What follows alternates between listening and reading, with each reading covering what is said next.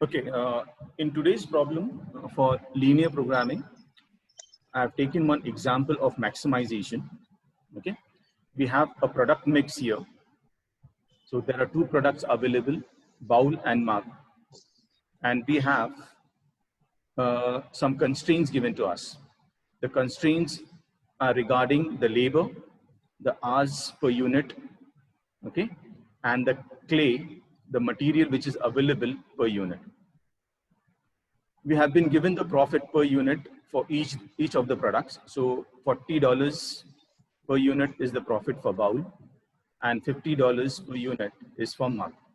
Okay, I have to maximize my profit.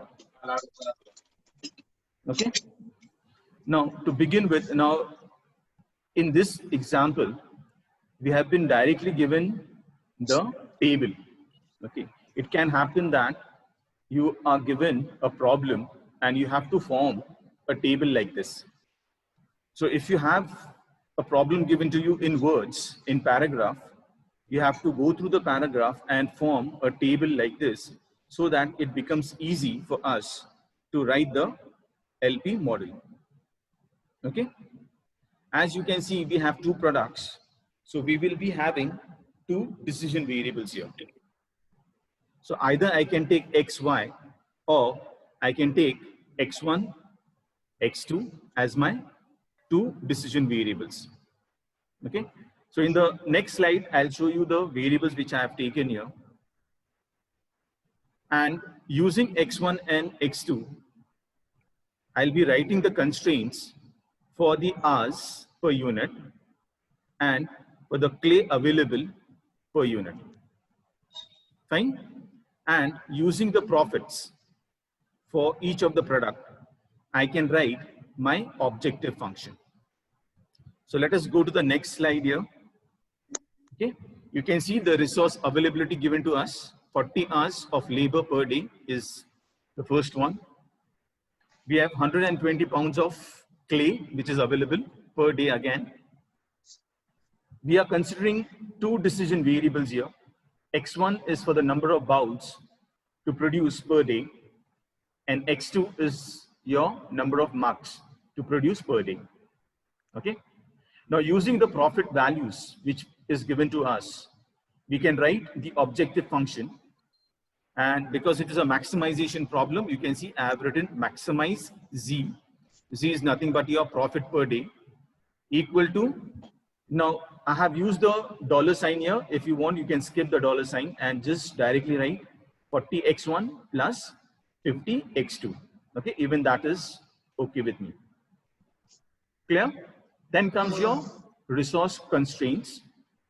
As you can see here, we have 1 hour available for bowl and 2 hours for the mug. So this will be 1x1 plus 2x2. Okay, and the total constraint here we have taken 40 hours. Okay, and that is the reason why we have given here less than equal to 40. Clear? Now this values 40 and 120 should also be given here down here. Okay, so if in some cases you will find that in the given problem they have given the total labor hours available here down and the total clay available here down as well. Okay, but in this example I have directly taken the resource availability on the other slide here. Clear? The second constraint for the clay availability is 4x1 plus 3x2, and again it is less than equal to 120. Fine. This comparison operator which we are using, less than, greater than, equal to sign, these are very important because it will be used to find the feasible solution or the feasible area in my graph. Okay. Then comes your non-negativity constraint, which is a must in all your LP problems. So your non-negativity constraint indicates that all your variables or all your decision variables should be always greater than or equal to 0. They cannot be a negative value. Okay.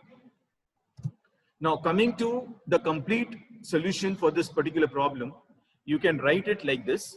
maximize z equal to 40x plus 50x2 subject to 1x1 plus 2x2 less than equal to 40, 4x2, or this should be 4x1 please, 4x1 plus 3x2 less than equal to 120. Okay, there's an error here. And the non-negativity constraints can be written like this: x1 comma x2 should be greater than equal to 0. Now, once we have written the model, the next step is to find the solution for this particular model. Okay, and your linear programming models are usually deterministic model. That means it is not based on probability. It is based on facts. Okay, it is based on the values which we have got, and these values, like the profits, this has to be a perfect value. Okay, they cannot be just a probabilistic value. Clear? So next step would be to find, using this linear program equations. That is my first equation, x1 plus 2x2 less than equal to 40. I need to find the coordinates of both the variables x1 and x2 so that I can plot a line on my graph. Okay, and to do that, the first step would be to always equate the equation. So this linear equation x1 plus 2x2, instead of writing less than equal to, I'll write equal to 40. Okay, I'll assign any one of the variables to 0 and find the value of x2. So if I assign x1 as 0, your x2 will be 20. Okay, and if I assign x2 equal to 0, x1 will be 40. So these 2 points can be now plotted on my graph. Okay, to plot on the graph, I'll be using this method here, x1, x2 as my two, you can say, axis. Okay, 1 unit I have taken as, 1 centimeter I have taken as 10 units on both the coordinates. Okay, so x1 will be representing your bowls and x2 will be representing your marks. After finding the coordinates for the first line or for the first constraint, I can plot it like this. Clear? So you can see when the value of x1 is 0, x2 will be 20. So I get this point here. Okay, and when x2 is 0, I'll get x1 equal to 40. So this is my second point. Join this 2 points. Okay, and now refer to the sign which is there in the original equation, which is less than sign. So this less than sign indicates that my feasible area is lying towards the origin. And where is the origin? This side, the inner part. Okay, so this becomes my feasible area if I'm using only the single constraint x1 plus 2x2 equal to 40. Now similarly, you find the coordinates for the second linear equation, 4x1 plus 3x2. Okay, again equate that to 120 here. So if I put x1 equal to 0, I'll get x2 equal to 40. And if I put x2 equal to 0, I'll get x1 as 30, right? Plot this and you'll get a line here. And again, you can see this is my feasible area because I have a less than operator here. The comparison operator, which is there for the second constraint, is also less than sign. So my feasible area will lie towards the origin, that is 0. Okay, when I combine these two lines, okay, I will get a common area for both the constraints. This common area now becomes my feasible area. Okay, that means if I put any point inside this feasible area, okay, that is going to follow the constraints which is given to us. For example, if I have 2 points here, let us say I have a point inside this or here, okay, for 10, 10.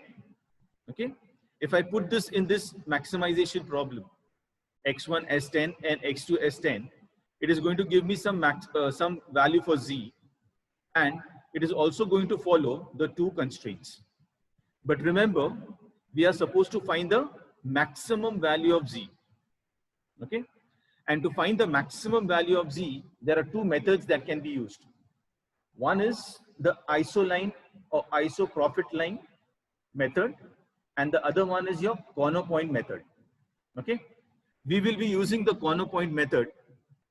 So what we do is we mark this corner points. So my first corner point is A, then is my intersection point, that is B and C. Okay, if you want, you can also take the origin here because it's also a corner point.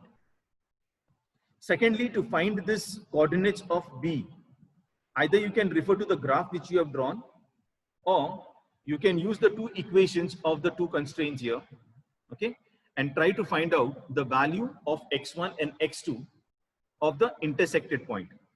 Now, if I want to do that, what I'll do is I'll take these two equations. Okay.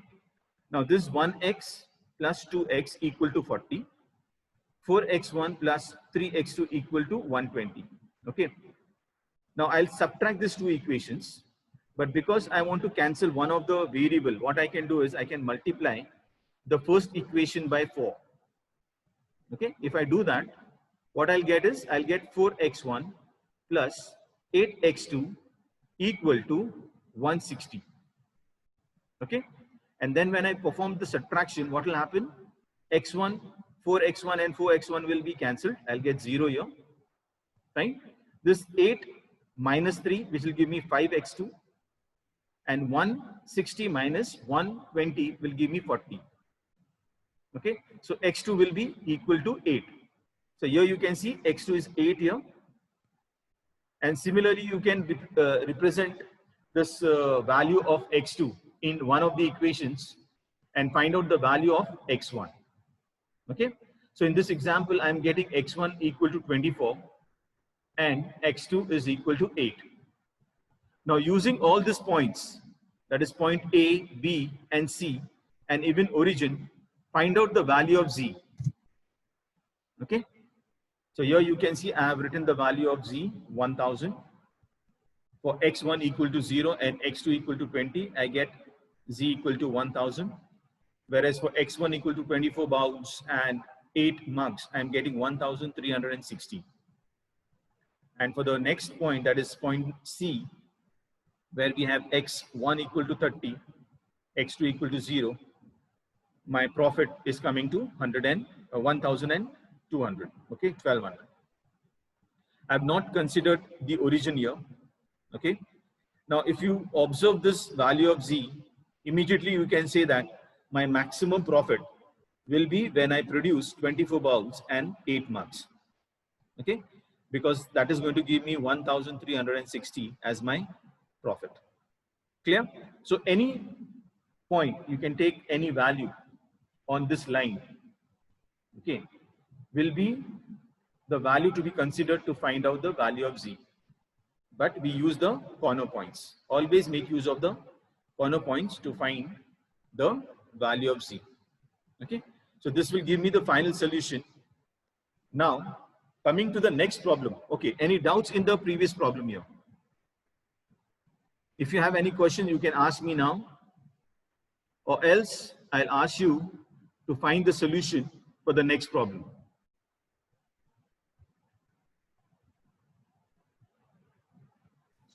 No doubt, sir.